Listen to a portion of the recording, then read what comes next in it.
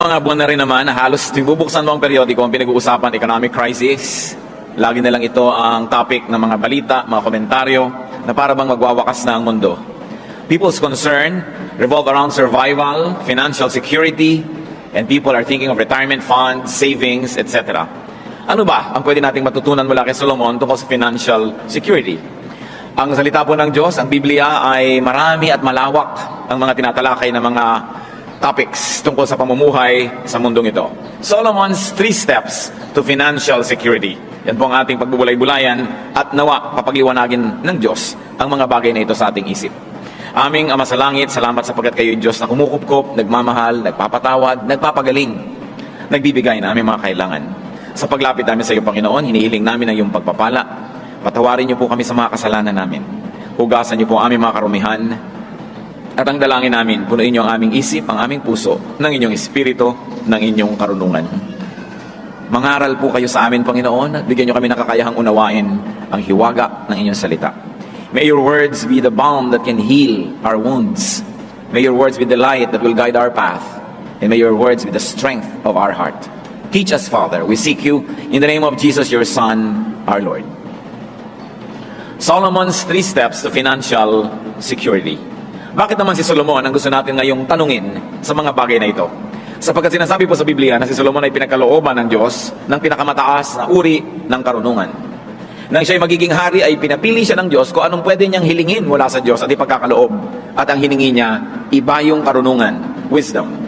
At sumagot sa kanya ang Panginoon. 2 Chronicles 1:12, God was speaking to Solomon. Therefore wisdom and knowledge will be given to you. And I will also give you wealth, riches, and honor, such as no king who was before you ever had, and none after you will have. So walang hari na uupo sa trono na magiging higit ang karunungan, kayamanan, karangalan kaysa kay Solomon. Kaya marapat na siya ay dinggin. At ito pong libro ng Ecclesiastes sa Bible ay siyang pinagsama-samang karunungan ni Solomon na ating pinakikinabangan. Solomonic wisdom in issues that confront even our daily lives sa panahon na ito. Ecclesiastes 11:1-6. Cast your bread upon the waters, for after many days you will find it again. Give portions to 7, yes, to 8, for you do not know what disaster may come upon the land. If clouds are full of water, they pour rain upon the earth. When a tree falls to the south or to the north, in the place where it falls, there it will lie. Whoever watches the wind will not plant. Whoever looks at the clouds will not reap. As you do not know the path of the wind, or how the body is formed in a mother's womb, so you cannot understand the work of God, the maker of all things. Sow your seeds in the morning, and at evening let not your hands be idle, for you do not know which will succeed, whether this or that, or whether both will do equally well. Mga salita na punong-puno ng karunungan, sinasabi sa mga matalinghagang paraan ang maraming mga bagay. At ngayon po, isa-isahin nating himayin ang mga salitang yan. We're going to review what we have just read. Ecclesiastes 11:4 says, whoever watches the wind will not plant. Whoever looks at the clouds will not reap. Yung daw tao na matatakutin, walang ginawa kundi bantayan ang direksyon ng hangin, bumubugso ba, lumalakas ba, umiihip ba, magkakabagyo ba, kung sino man ang laging inaantay ang itsura ng mga ulap, may ulap ba, hindi uulan, o marami bang ulap, baka bumaha. Yung daw tao na gano'n, na laging nag-aalala, natatakot, ay hindi magtatanim kahit kailan. At dahil doon, hindi siya aani kahit kailan.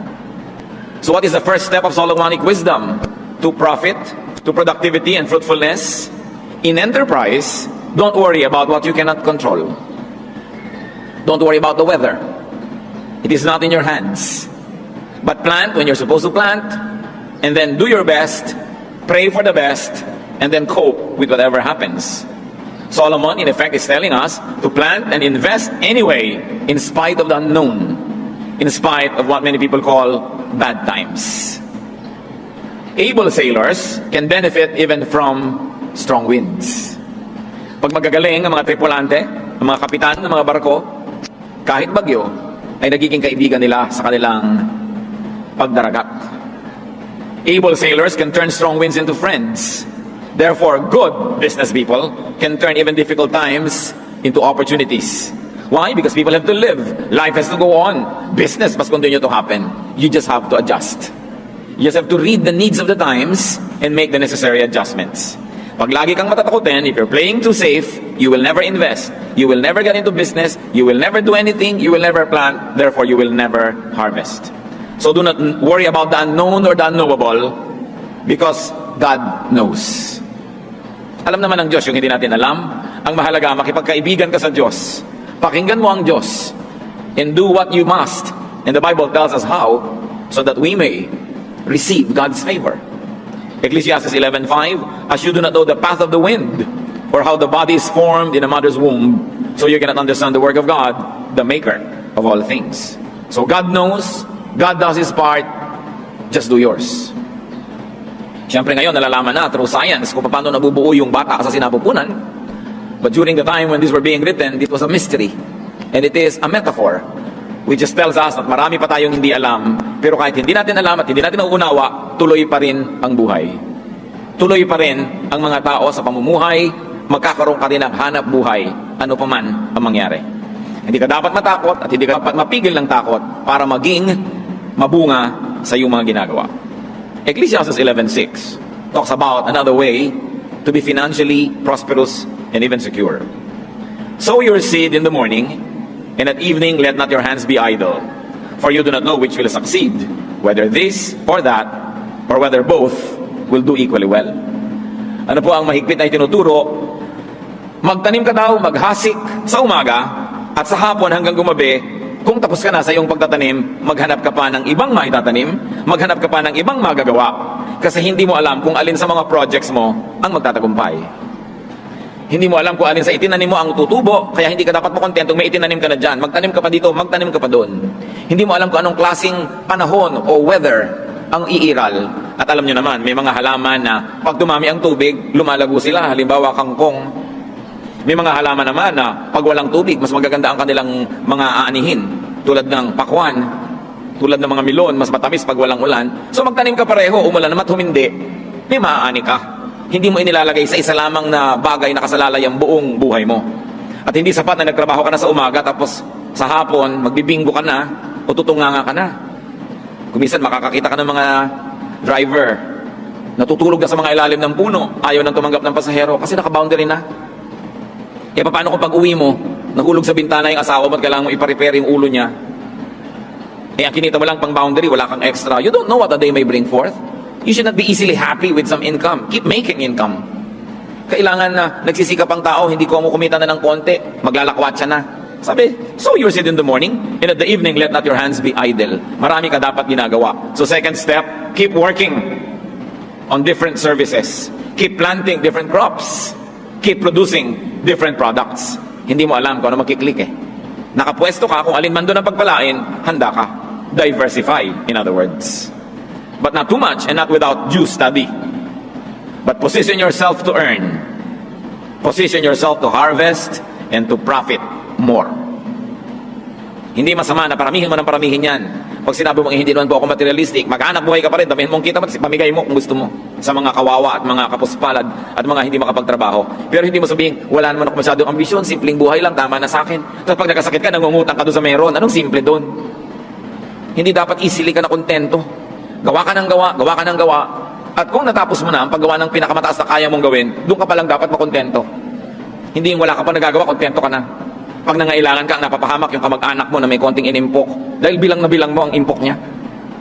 Yung mga kamag-anak na mga may OFW na mga asawa, alam na alam ang exchange rate. Araw-araw, daig pa yung asawa. Siguro ate, marami ka ng savings, ano? Kasi enrollment na ni Junior, ayun. Kasi hindi nagsisikap masyado. Ang tataas ang ambisyon, ang daming gastos, hindi naman kumikita. Ang dali-daling magpahinga, ang daling mapagod. Konting hirap, sumusuko. Konting hirap, nagre-resign. So, wala namang kakainin. Kailangan niyang katawan mo, ihataw mo sa trabaho, ihampas mo sa gawain. Diba? Para meron kang kitain. Consider the great woman of Proverbs 31. Ano ang description sa napakadakilang babaeng ito? Proverbs 31:10, a wife of noble character who can find. She is worth far more than rubies. And then Proverbs 31 goes on to essay the great deeds of this wonderful woman. She selects wool and flax and works with eager hands. So siya naghahabi, gumagawa siya ng mga tela. She gets up while it's still dark. She provides food for her family and portions for her servant girls.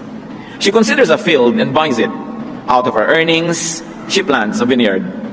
She sets about her work vigorously. Her arms are strong for her tasks. She sees that her trading is profitable, and her lamp does not go out at night. In her hands, she holds the distaff and grasps the spindle with her fingers. Marami siyang ginagawa. Maaga siyang gumising para marami siyang magawa. Hinahati-hati niya ang kakainin ng bawat miyembro ng kanyang pamilya para ang lahat ay may magkaroon ng kasiyahan. Binibigyan niya ng assignment ang kanyang mga katulong para lahat ay huwag masayang ang panahon. Bumibili siya ng mga lupa at tinataniman niya ito. At ang ipinagtatanim niya, galing na sa mga tubo niya, sa kanyang mga pangangalakal. Malakas ang kanyang katawan, malakas ang kanyang braso, at siya ay nangangalakal. She trades. She buys, she sells, she produces. Marunong siya magburda, magsulsi, manahi. She makes linen garments and sells them and supplies the merchants with sashes. Gumagawa pa siya ng mga sinturon, mga bedsheet, bed cover. At ang sabi ng Proverbs 31:25, she is clothed with strength and dignity. She can laugh at the days to come. What are the days to come? Days of uncertainty, days of gastos, days of pagtanda, pagkakasakit, pangangailangan. Sabi, pinagtatawanan lang nitong babaeng ito yung mga darating na araw. Kasi may pera. Kaya mo bang pagtawanan yung mga darating kung wala kang pera? Diba? Kasi may savings. Kaya tayo mga Kristiyano, huwag kayo mag-inarte. Na ay, ako hindi materialistic, hindi ako ganyan. Pero naman, pag kami kailangan ka, iaasa mo sa iba. Dapat ang tao marunong magsikap, magtrabaho, maghanap buhay. Produce more than what you need. So that you will not only fill your needs, but you will also be able to help others who are unable to produce. Just work for it and then deserve it. Sabi na Ecclesiastes 7:12, money is a shelter. Bible na yan. Kaya huwag nyo nang mamaliitin ng pera. Mahalaga talaga. Money is a shelter. In Ecclesiastes 10:19, money is the answer for everything. Alam niyo naman, money talks. And when it does, people listen. Diba? So, dapat gumagawa ka ng pera, ng maraming pera. Pero huwag naman sa pagiging sakim, sa pangaagaw, sa pandaraya. Kita niyo yung babae ng Proverbs 31, ang dami-dami perang ginagawa kasi masipag, mautak, marunong. No? Of course, Ecclesiastes 10:19 is an exaggeration that money is the answer for everything. You know, poetry exaggerates. But there's great truth in it, that it is an answer to many, many things in life. You want to be secure, you want to be able to laugh at the days to come, dapat may extra income ka, that you have savings, and you are ready for some disasters. So, work hard. Work well, diversify, keep producing. Ecclesiastes 11:1 leads us to the third step to prosperity. Cast your bread upon the waters, for after many days you will find it again. Pagka sinundan natin yung talinghaga, ipaghahagis mo daw yung tubig mo, yung tinapay mo sa maraming mga ilog, dagat at kung ano-ano, at balang araw magbabalikan din sa iyo lahat. Isang talinghaga, nang ibig sabihin lamang. At kasulad ng verse 2 ng Ecclesiastes 11, give portions to 7, yes to 8, for you do not know what disaster may come upon the land. So it is telling us, be generous. Magbigay ka ng magbigay hanggang kaya mo kung kani-kanino. Hindi mo naman alam kung sino ang magsusukli. Hindi mo alam kung sino ang tatanaw. At kung dumating ang panahon, isuklian ka naman. Pero ang sabi sa Biblia, pag nagtanim ka, aani ka. So damihan mong tanim, iba't ibang tao. Tumulong ka dito, kung kaya mo magpaaral lang ganun, paaralin mo. Kung kaya mong sagutin yung gastos ni ganun, sagutin mo. Ang investment, hindi lang inilalagay mo sa bangko, inilalagay mo sa stock market, o pinupuhunan mo sa negosyo. Yung kabutihang ginagawa mo din sa kapwa, ikinoconsider yan sa Bible na sound investment. Because someday, you will be rewarded. Kaya ang sabi, cast your bread upon the waters, for after many days, you will find it again. Give portions to 7, yes to 8. So sabi, magbigay ka sa marami, huwag lang sa isa. Sapagkat hindi mo alam kung sino dyan ang magiging blessing din sa iyo. Sa mga magulang na mahilig may favorites, lahat ibinigay na lang sa favorite, lahat ibinigay sa favorite. Hindi naman lahat ng favorite nyo, yun ang nagiging mabuting anak.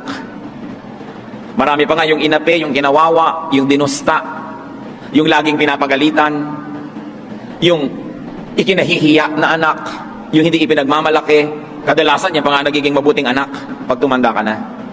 At yung in-spoil mo ng in-spoil, binigyan mo ng lahat-lahat, kadalasan yun na hindi makalingon sa'yo eh.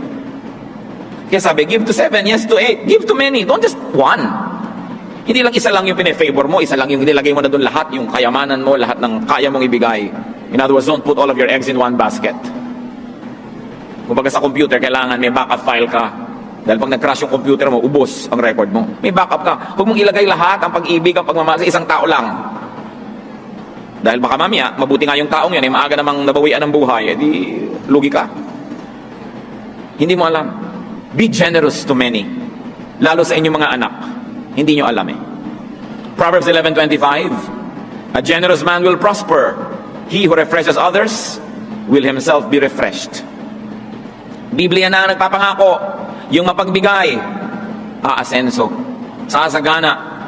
Ang nagbibigay ng kasiyahan sa kapwa, siya man ay tatanggap ng ganitong kasiyahan. Hindi sa pagiging sakim ka magiging secure. Hindi sa pagkakamal, pagtatago, pagkakait ka magiging secure. Ito ay sa pagbibigay. Because in spirituality, you lose what you selfishly keep and you keep what you give away. So, kabaligtaran yan ng sense ng mundo. Ang sasabihin ng mundo, sa'yo na lang, ipunin mo, sa'yo lang. Ang sabi ng salita ng Diyos, magpamigay ka. Ikalulugod yan ng Diyos. At kung hindi man tumanaw sa'yo yung binigyan mo, alam naman ng Diyos yun eh. Siya nag-utos, edi siya ngayon ang bahala magpalit.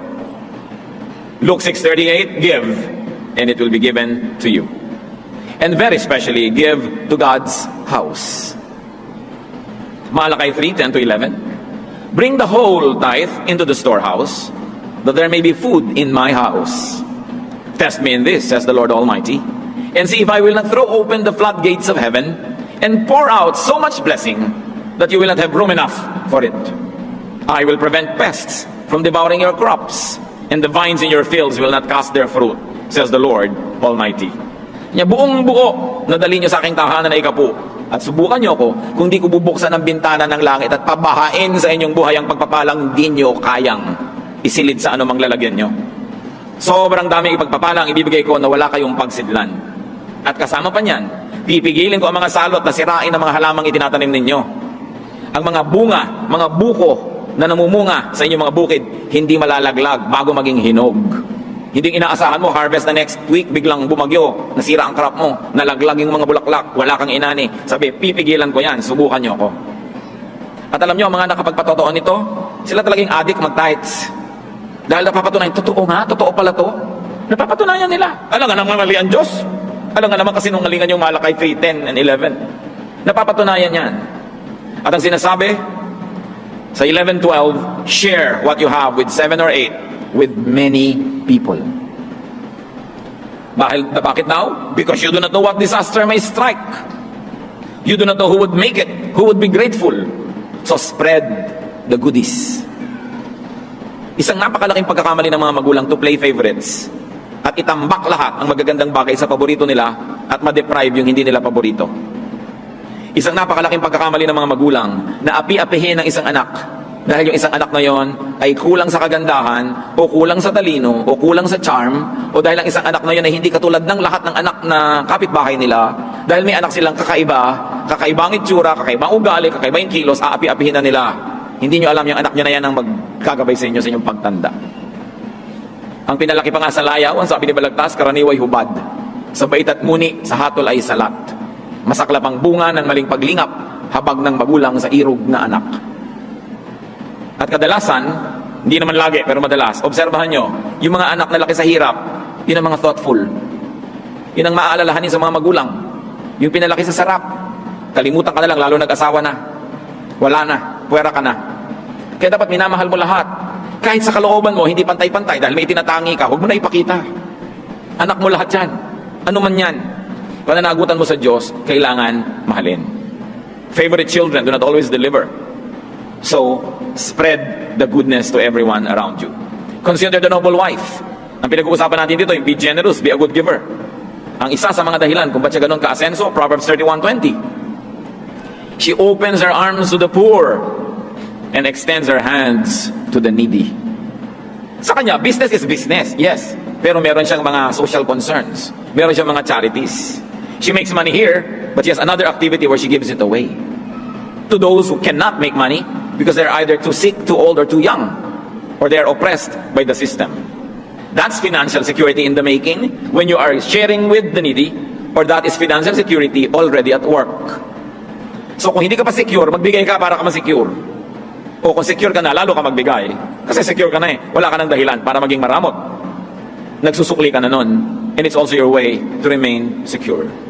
So those are the 3 steps that involve lots of work. You want to be secure? Work. Work early. Exodus 20 verse 9, 6 days you shall labor and do all your work. So 6 na araw nagtatrabaho ang tao, 1 araw lang nagpapahinga. Yan ang itinakda ng Diyos. And work hard. 2 Thessalonians 3:10, for even when we were with you, we gave you this rule, if a man will not work, he shall not eat. Work for your bread, work for your money, work for your benefits, work for your bling-blings. Hindi pati yun, iniaasa mo sa iba. Hindi pati yung mga bisyo, mga load, iaasa mo sa iba. Wala kang load, manahimik ka. Diba? Hindi ka pa kumikita, kutakot-takot na pera na inuubos mo sa kagaganyan. Nauubos na talaga ang resources ng pamilya. Wala ka pa naman kino-contribute. Dapat lumagay ka sa lugar. Tinitingnan mo ang mga bagay-bagay. And not only work hard, but work smart. Wrong grammar, pero hayaan nyo na, work smart. Ecclesiastes 10:10, if the axe is dull and its edge unsharpened, more strength is needed, but skill will bring success. Pag daw yung tool mo mapurol, yung palakol mo na pang sibak ng kahoy ay mapurol, kailangan malakas ang hampas mo sa kahoy para tumalab ang iyong palakol. Kung naghihiwa ka ng karne, ang purol-purol ng kutsilyo mo, pagod na pagod yung braso mo, kadidiin. Kaya sabi, kailangan, be smart. Skill will bring success. Be skillful. Improve your tools. Improve your ways of production. So you don't have to work too hard. But you will get more for less work. You know, do not mistake activity for achievement. Not everybody who works hard gets out of poverty. But those who work smart do. No? Hindi pandaraya ang ibig sabihin ng smart, hindi cutting corners, kundi style. Dapat meron ka diskarte sa buhay. Hindi sapat na mapagod. Hindi sapat na maligo sa pawis. Kasi kahit araw-araw naliligo ka sa pawis at nabibilad ka sa araw sa trabaho, hindi sapat para ka makahango sa hirap. Kailangan may diskarte ka, may game plan, mag-isip-isip ka. That's why skill will bring success. And just to review, Solomon says, don't play it too safe. Wrong grammar na naman, but who cares? Sasabihin ng grammar teacher, don't play it too safely. Pero hindi man magandang pakinggan. Don't play it too safe. Talagang may risks. Namumuhunan ka talaga. You take your chances. But this must be calculated risks. You do your homework, you do your research, you do what you can, but for all the others, put faith in motion. Sabi yun daw, laging tinitingnan ng ulap, nakatingala sa langit, dinarama ang hangin, hindi na magtatanim dahil laging masisiraan ng loob. Matthew 25:25-27, concerning the talents that the Lord gave to several people. May binigyan ng marami na parami, may binigyan ng moderate na parami in that way. Yung binigyan lang ng isa, played safe. Inilubog niya yung talent, yung pera sa lupa. Hindi niya ininvest, wala siyang nagawa. Matthew 25:25-27, so I was afraid and went out and hid your talent in the ground. So here it is, here is what belongs to you. Ang sabi niya doon sa nagbigay ng puhunan. His master replied, you wicked, lazy servant. Well then, you should have put my money on deposit with the bankers, so that when I returned, I would have received it back with interest. Nakita niyo po, yung tao dito na nagbigay ng puhunan represents God. God gives us talents, skills, kakayahan, edukasyon, training, puhunan para mo paramihin. At ang Diyos, interesado sa interest, sa tubo. Sabi, binigyan kita, dapat na parami mo. Sabi, eto, nilubog ka na lang sa lupa para safe. Gusto mo lang palang safe, di sana hindi ka na namuhunan, inilagay mo lang sa bangko, nagkaroon mo lang ng interest. Kahit konti. So God wants earnings. God wants interest. God wants returns. Kaya hindi ungodly yun. Huwag ka lang maging usurer na exaggerated na yung interest. Mga kapatid, kung may inutangan kayo, 10,000. Inutang nyo noong 1972. Ngayon nyo lang bababayaran, 10,000 din ang bayad nyo. Kakaya naman yan. Dapat mga 12,000, 13,000 na yan. Kasi kung yung pera niya nasa bangko, nagka-interest na eh. Pero ibinigay sa'yo na pag-interesan mo ang pera niya, hindi nagka-interest. Tapos isosoli mo, after a long time, ganun ding amount, mali. You punish the person for helping you. Hindi masama na bigyan mo na interest. Ngayon, kung kayo nagpautang, kayo nagsasabi, huwag mo nang bayaran yung interest, nasa sa inyo yun. Pero sa nagpautang yung desisyon na yun, hindi sa umutang. Yung nangutang, kailangan may obligasyon ka, pakitain mo yung pera ng inutangan mo. Kasi hindi na yun ang halaga nun ngayon, na iba na, bumaba na yung value ng pera. Kaya kailangan, bigyan mo naman ng gantimpala yung tumulong sa'yo nung panahon ng pangangailangan. What do we see of God here? That God is an investor. So should we. Kailangan tumutubo, kumikita, namumunga ang ating mga ginagawa. So have several investments, have several sources, and also have several beneficiaries. Hindi lang isa, marami. Sabi ko noon, give portions to 7 or to 8. Cast your bread upon the waters because it will come back to you. Why do you do that? Because you do not know which will work. So you work hard, and you become generous. The way to financial security. The world will tell you many things, but Solomon in all his wisdom gives us this guide.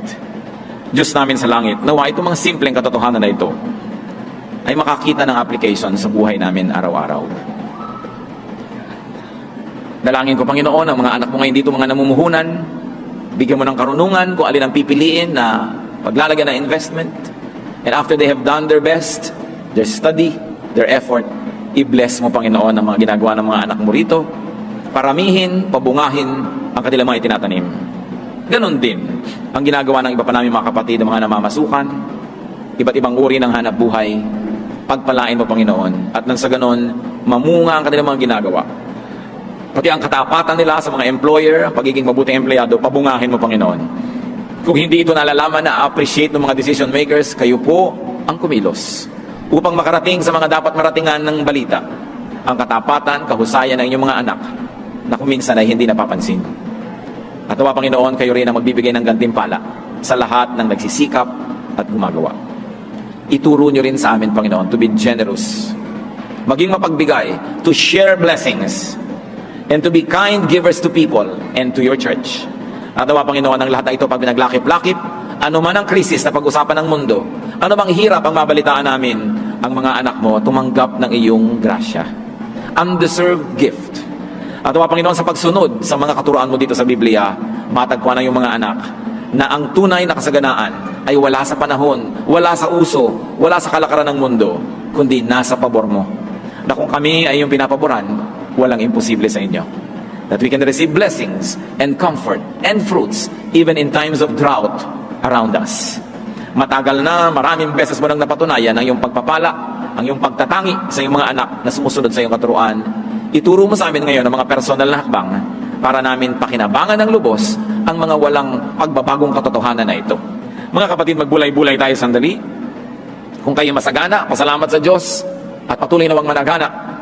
At kung hindi naman, tingnan natin kung alin sa mga prinsipyong ito na ating pinagbulay-bulayan ang maaari ngayong ilapat sa ating mga buhay at nang magbukas ang pinto ng langit at ang napakaraming pagpapala ng Diyos dumaloy sa inyo ng ubod dami at na magbigay ito ng kasiyahan, kagalakan, katahimikan ng loob.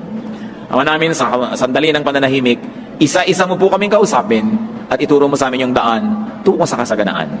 At sa mga nananagana na Panginoon, salamat, ituro mo ang daan pa sa lalo pang pagsangana at lalo pang pagiging mabuting tagapag-ingat ng iyong mga pagpapala. Let's be silent before the Lord and ponder applications of these truths.